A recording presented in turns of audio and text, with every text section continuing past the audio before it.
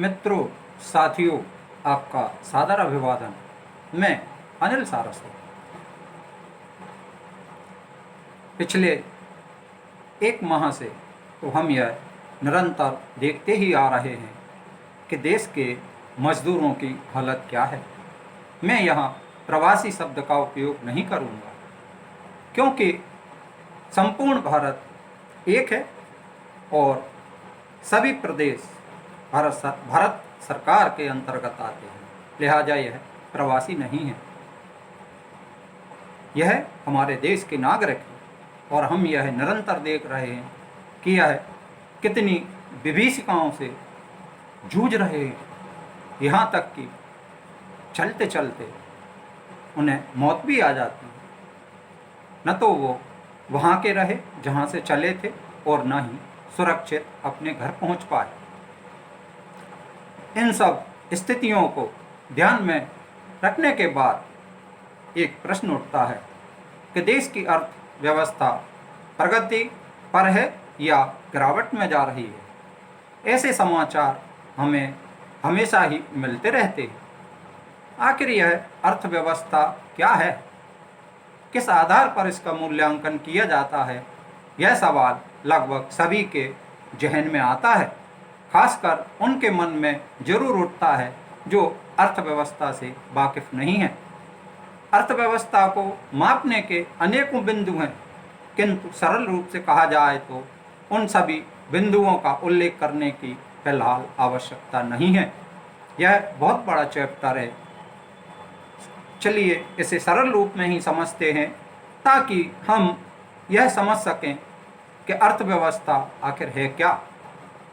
दरअसल देश की अर्थव्यवस्था यूँ है कि देश में उत्पादन बढ़े और इस बड़े उत्पादन को उपभोक्ताओं द्वारा खरीदा भी जा सके, साथ में निर्यात भी होता रहे, जिससे हमें विदेशी मुद्रा का भंडार प्राप्त हो। यह तभी संभव है जबकि देश में रोजगार अधिक से अधिक व्यक्तियों को मिले। जब रोजगार अधिक से अधिक व्यक्तियों को मिलेगा तो उनकी आय बढ़ेगी।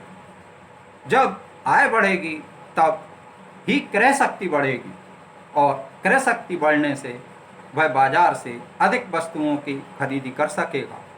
कुल जमा सरल रूप में कहा जाए तो मांग और क्रय शक्ति तथा उत्पादन दोनों का ही सकारात्मक होना आवश्यक है, तभी देश की आर्थिक प्रगति संभव है।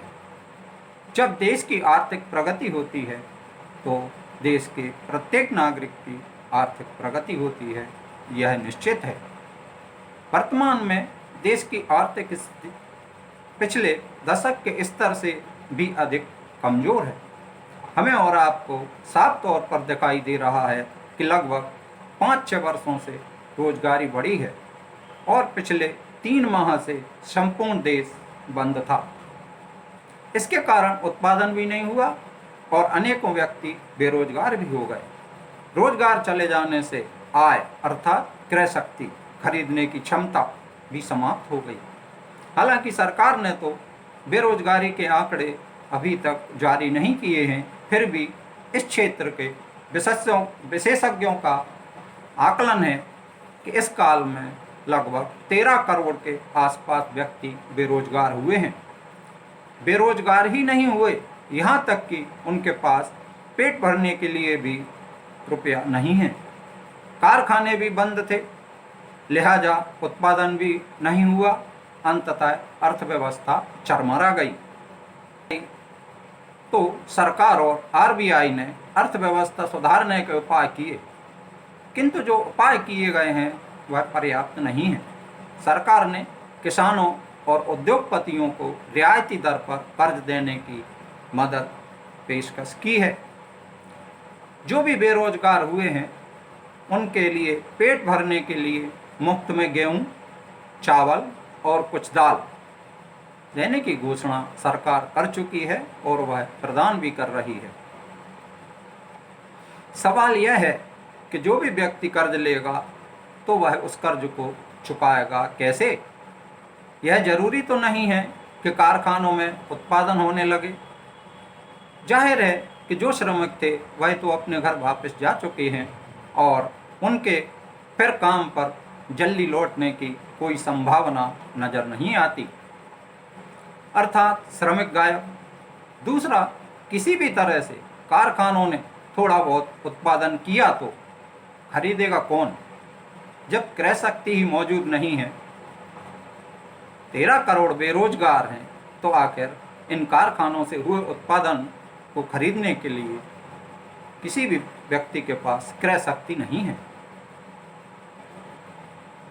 क्रय शक्ति से तात्पर्य रुपये से है। रुपया उपभोक्ता के पास नहीं है। जब कारखाने के उत्पादन की मांग ही नहीं होगी तो अर्थव्यवस्था और चरमराएगी, कारखाने घाटे में जाएंगे, फिर कर्ज की किस्त तो देना दूर, ब्याज का भी भुगतान वह कैसे कर सकेंगे। यही स्थिति किसान की है। दोनों ही क्षेत्रों में सरकार ने कर्ज देने की पेशकश 20 लाख करोड़ रुपए के पैकेज में की है।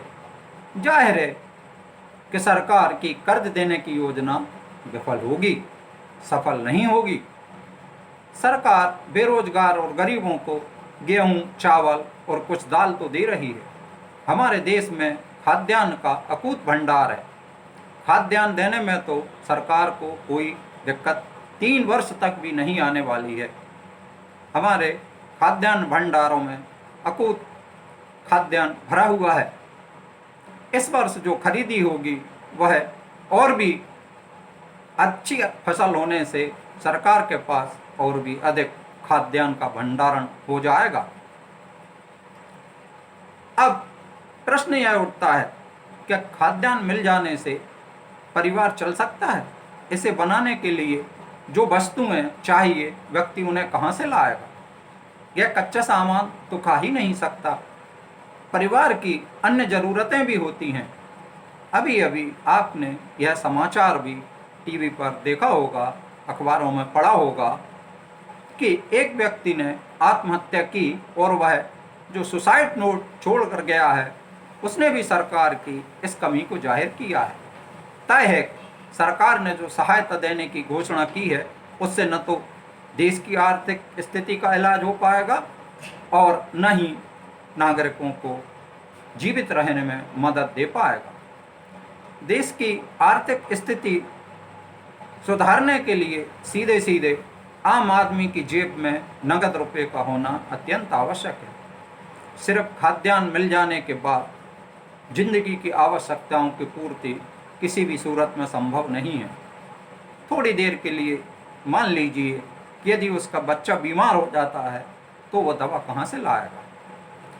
रोटी, दाल, चावल पकाने के लिए भी तो आखिर ईंधन चाहिए। इन सब की व्यवस्था तो नगद रूप में रुपया होने के पश्चात ही हो सकती है। देश की आर्थिक व्यवस्था सुधारने के लिए सीधे सीधे आम आदमी की जेब में नगद रुपया होना अत्यंत आवश्यक है, जो कि उसके पास नहीं है। अर्थात सरकार को कुछ समय तक नगद सहायता तो देनी ही होगी। यदि नगद सहायता नहीं दी जाती तो देश में भुखमरी फैलने की भयावह स्थिति पैदा होगी, यह निश्चित है। उद्योग भी दम तोड़ चुके हैं। ऐसे कोई आसार नज़र नहीं आते कि एक वर्ष में भी आर्थिक स्थिति पटरी पर आ जाए। आर्थिक स्थिति में बेरोजगारी तत्व को शामिल करना अत्यंत आवश्यक है। सरकार के आर्थिक सलाहकार क्यों उचित सलाह नहीं दे रहे हैं? यदि वे दे भी रहे हैं तो सरकार मान नहीं रही है।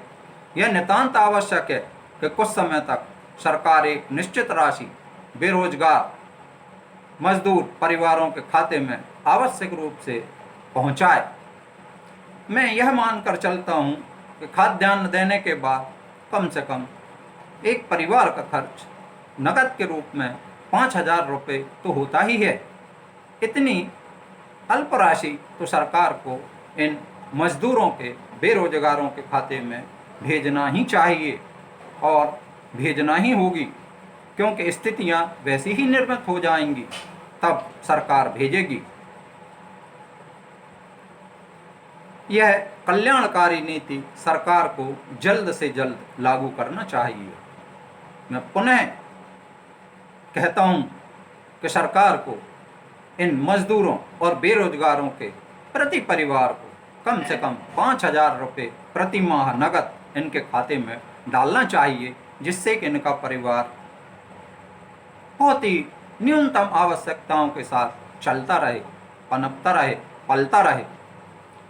मित्रों, साथियों, चलते चलते इन 2 वीडियो को देखिए। एक तो वर्तमान में प्रधानमंत्री हैं और जब यह वीडियो बना था तब वह गुजरात के मुख्यमंत्री थे। दूसरा वीडियो एक महिला सांसद का है जो भाजपा की हैं और फिलहाल केंद्र में मंत्री भी हैं। वह ओहदेदारों को सुधारने के लिए कौन सा उपाय करने जा रही हैं, यह देखिए। मित्रों, साथियों, मैं आपसे बार बार अनुरोध करता हूं कि मेरी वीडियो देखें, पसंद आए तो शेयर करें, सब्सक्राइब करें और लाइक भी करें। धन्यवाद। जय हिंद, जय भारत। नमस्कार साथियों, सही कहा मौजूदा केंद्र सरकार ने कि जो काम देश की पूर्ववर्ती सरकारें नहीं कर पाई वो हम करके दिखाएंगे। मौजूदा केंद्र सरकार ने देश को 45 साल की सबसे बुरी बेरोजगारी देकर दिखाई। मौजूदा केंद्र सरकार ने 22 साल में पहली बार अंतर्राष्ट्रीय रेटिंग एजेंसी द्वारा भारत की सॉवरेन रेटिंग को कम करके दिखाया। हाल ही में मूडीज ने भारत की सॉवरेन रेटिंग को BAA2 से BAA3 पर लाके खड़ा कर दिया और इसके 3 कारण दिए उन्होंने, और ये कारणों को समझना जरूरी है। पहला कारण उन्होंने बताया कि भारत में रिफॉर्म्स का अभाव है, पर्याप्त रिफॉर्म्स नहीं है। नंबर 2 कारण उन्होंने माना कि पॉलिसी इफेक्टिवनेस की कमी है भारतीय सरकार में, और नंबर 3 उन्होंने माना कि मौजूदा सरकार ने फाइनेंशियल सर्विस सेक्टर को स्ट्रेस में डाल दिया है। मतलब बैंक्स, NBFCs, फाइनेंशियल इंस्टीट्यूशंस तनाव में है, NPS का तनाव है उनके ऊपर, और ये रेटिंग को डाउनग्रेड करने से पहले मूडीज ने इंतजार किया। पहले उन्होंने 20 लाख करोड़ के जो पैकेज है उसका अध्ययन किया और उसको उन्होंने जुमला और नाकाफी माना भारतीय अर्थव्यवस्था को मंदी से निकालने के लिए। उसके बाद उन्होंने 2019-20 के भारत की GDP की घोषणा का इंतजार किया, जो कि 4 दिन पहले आई और उसमें 11 साल की लोवेस्ट GDP सरकार ने घोषित करी, उसका अध्ययन किया। और नंबर 3, उन्होंने सारे उन उपायों के लिए वेट किया जिससे उनको लगता हो कि जो कोरोना के आपदा के पहले जो मंदी थी उसको निपटाने के लिए सरकार ने क्या क्या कदम उठाए, और उन्होंने माना कि ये सारे कदम नाकाफी है। इसलिए उन्होंने भारत की सॉवरेन रेटिंग को कचरा रेटिंग के जस्ट 1 पदान ऊपर रखा है, BAA2 से BAA3 पर लाके खड़ा कर दिया। इसी के साथ उन्होंने आउटलुक ऑफ द इकोनॉमी, मतलब वो इकोनॉमी को शॉर्ट टर्म में कैसा देखते हैं उसको भी नेगेटिव माना। अर्थात मूडीज ने ये माना है कि अर्थव्यवस्था को वो आने वाले समय में नकारात्मकता से देखते हैं और मंदी बनी फिर से पुनः प्रस्तावित हो, न ऐसी कोई सोच दिखाई देती है, न ऐसे कोई कदम दिखाई देते हैं, और न ही कोई कार्य योजना दिखाई जाती है। देश का दुर्भाग्य है कि दिल्ली के शासकों को न देश की रक्षा की चिंता है, न रुपये की कीमत की चिंता है। उन्हें अगर चिंता है तो कुर्सी बचाने के कार्यक्रमों की चिंता है, कुर्सी बचाने के तौर तरीके क्या हो उसी में वो डूबे हुए हैं। और इसी के कारण आज देश के लिए वो कुछ सोच पाएंगे, डॉलर के सामने रुपया ताकत के साथ खड़ा हो, इसके लिए कोई योजना कर पाएंगे, ये तो कुछ नजर नहीं आ रहा है। पिछले 3 महीने में जिस तेजी से रुपये की कीमत टूटती गई है, गिरावट आई है, और दूसरी तरफ 3 महीने में सरकार की तरफ से एक भी कदम लिया गया हो, ऐसे कोई संकेत नजर नहीं आ रहे। और तब जाकर के देश को चिंता होना बहुत स्वाभाविक है। और एक बार रुपया गिरता चला जा रहा हो तो दुनिया की आर्थिक शक्तियां इसका भरपूर फायदा उठाती है। उसको भी रोकने में दिल्ली की सरकार पूरी तरह विफल गई है। पिछले 5 साल से लगातार हम सुनते आए हैं कि बस 3 महीने में महंगाई कम होगी, 3 महीने में महंगाई कम होगी। पिछले 5 साल में 100 बार दिल्ली के किसी न किसी राष्ट्रीय स्तर के सरकार के नेताओं ने देश को आश्वासन दिया, महंगाई भी रोक नहीं पाए। यानी कोई ऐसा क्षेत्र ऐसा हो जिसमें कोई विश्वास से कह सके कि उन्होंने कुछ करने की कोशिश की, कहीं कुछ नजर नहीं आ रहा है। और तब जाकर के कल्पना के बाहर का बहुत बड़ा संकट आज देश के सामने खड़ा हुआ है। जिस तरह से आपने बताया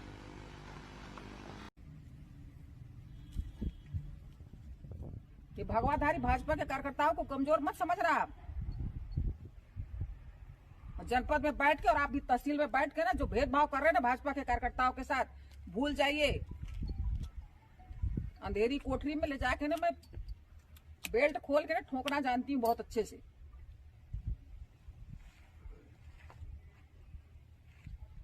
सांसद बार होती तो